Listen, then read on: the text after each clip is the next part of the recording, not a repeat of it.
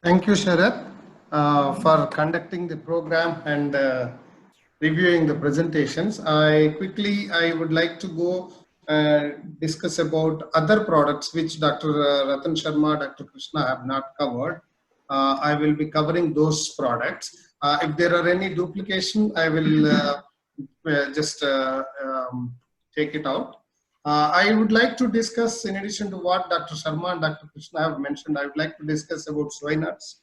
Dr. Krishna mentioned about meat analogs and textured vegetable protein, soy fortified snacks, soy fortified flours, lentil analog, another high protein diabetic rice, protein bars, and some of the Indian and international traditional fermented foods. Here, I just would like to share one recent study was conducted in Asia Pacific, where they said after the COVID, 71% of the Asian consumers are consuming more of food and beverage product that boost their immune system in the wake of COVID-19. This is a recent report.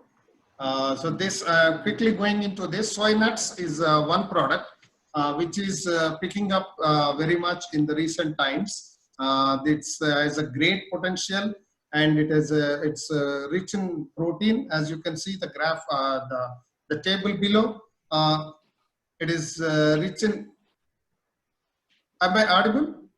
Yes, yes. Now Yeah, audible. yeah. Now audible. I thought I didn't see my microphone logo here. Anyway, soy nuts can be a very, very good product. It's a healthy alternate to peanuts, and it has a good amount of protein and a good amount of iron, other immunity boosting components what we get from soy, and good source of choline, and also a very good source of isoflavones. And here I would like to mention very recently, early this month, one of the soy nuts manufacturing company based in Hyderabad, they supplied soy nuts to COVID patients to an NGO called Annamrita in Maharashtra.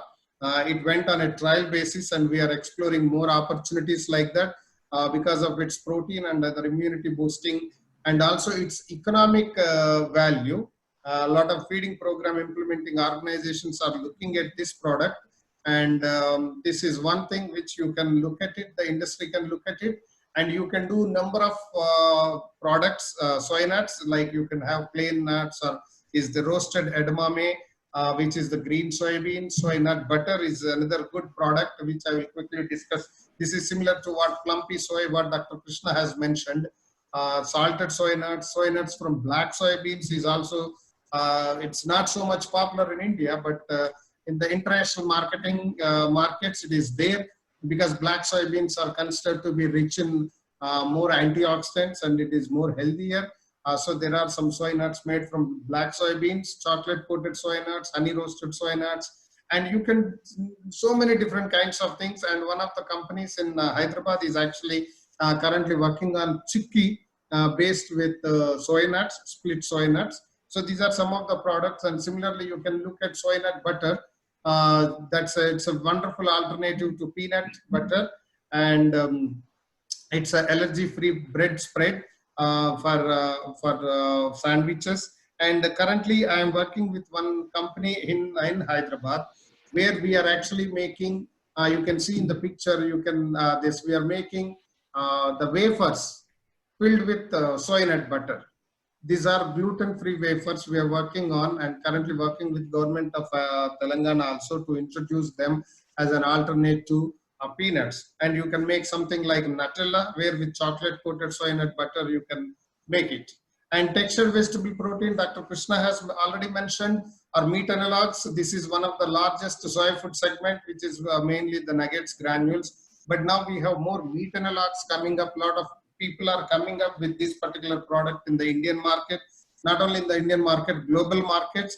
And if you see the survey which I mentioned earlier, plant-based eating is moving into mainstream, which is dominated by soy-based products. And this particular segment is really doing very, very well.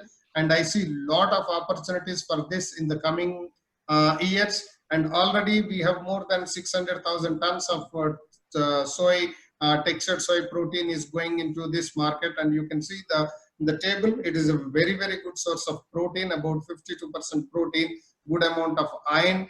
And one good thing about this particular product is if you want to boost it with some other nutrients, because it's a manufactured product, as Dr. Krishna mentioned, like a supplementation, you can actually add some of the very important immunity boosting ingredients while manufacturing this particular product. So these are some of the frozen meat analogs, and high protein snacks is coming up. And I'm not exaggerating saying that in the last 2 months, I have got requests from at least 6 to 7 snack food manufacturers. There is sound disturbance, it seems, sir. Like Kurkure kind of product. They are looking There is no voice at all. These snacks with soy protein, so, and with also vitamins and minerals. This is one segment which can play a very, very important role. And also traditional snacks. You can hear me? Hello? Yeah. Now we are hearing. Yeah. Now, okay? Yeah, okay.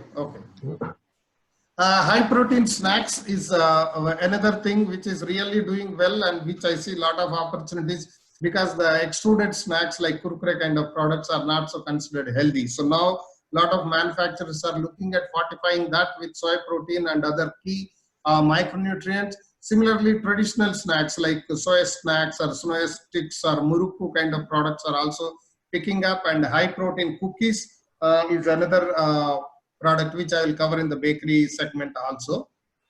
Soy fortified flours, this is another opportunity which we can look at it, and it's not only atta fortified with soy flour. We can also look at soy fortified besan. Multi-grain flours added with soy flour is another thing. And nowadays there is a lot of interest in multi-millet flours, and I'm currently helping few of the manufacturers of millet flours to actually add soy protein and make more healthier, more nutritious to fight the COVID situation. This is another such thing we can look at it. Papads, I always seen papad as a very, very good product in the Indian market, because papads are made primarily from urad dal. Of course, there are other flours also. You can add soy flour up to 30%. It's very, very acceptable, and it will be cost effective, especially if you are replacing urad dal or black gram flour with soya flour. It is economical, cost effective, increases protein content significantly, and reduces the cost significantly, and also reduces oil absorption, and also it will have a considerable increase in the diametric expansion. This is another thing. I see very, very good opportunity for this particular product in this today's situation. Lentil analog, which I've been talking about this for more than 12-15 years now. This again can be a very good product in the today's situation because it can meet our protein requirement. It can make lentils more affordable with more protein, and it can be a good vehicle for micronutrient fortification also, along with protein and other key nutrients from soy. We can also have other immunity boosting micronutrients can be added into that. Maybe antioxidant can be added into that. It can be an economical and healthier option. And another product which I've been very actively pursuing is the high protein reconstituted rice, where you can reconstitute rice, broken rice, add with soy protein and add with vitamins and minerals, which are very specific to diabetic population. So this can be a very good product. And today we have more than 73 million diabetics in the country, which are who are prone to COVID complications more than the normal people. So this can be a good product for that segment of population where we can give good amount of protein. We don't have to compromise on rice eating. You can give good protein, and also you can design the grain to meet the immunity, provide with immunity boosting components. So this can be a very, very good product which the industry can look at it. And protein bars, as Dr. Krishna has mentioned, this is one of the very good, fastest growing segment. Mainly convenience is the one which is driving this market, and health and nutrition, of course, is also a big focus area for this. There are products like up to 30 gram protein per bar is a huge amount of protein which you can get through this particular segment. So bakery products increases protein, and improves quality. And I would like to congratulate AIBTM, who is actually organizing this program. They have recently made high protein cookies with soy flour, and they have supplied to Delhi government to supply to the COVID patients. You can see some of the pictures here in this slide. These are the high protein cookies which were supplied to COVID patients at All India Institute of Medical Sciences, which were done by AIBTM. Similarly, we can have high protein bread at AIBTM. We were able to develop a bread which can give like 29 grams of protein, which is unheard of. Like, it's a huge amount of protein in bread. Similarly, we can add soy protein ingredients to make eggless cakes, and you can look at some of the puffs stuffed with textured vegetable protein or meat kind of analogs to make it more suitable for the for this today's interest in the public. And Indian traditional soy foods, we may not be very familiar. Lot of people may not be familiar in hills of, especially in the northern hills and northeastern states. We have Mr. Bhattacharjee, who is representing Niramak, is there in the attendees today.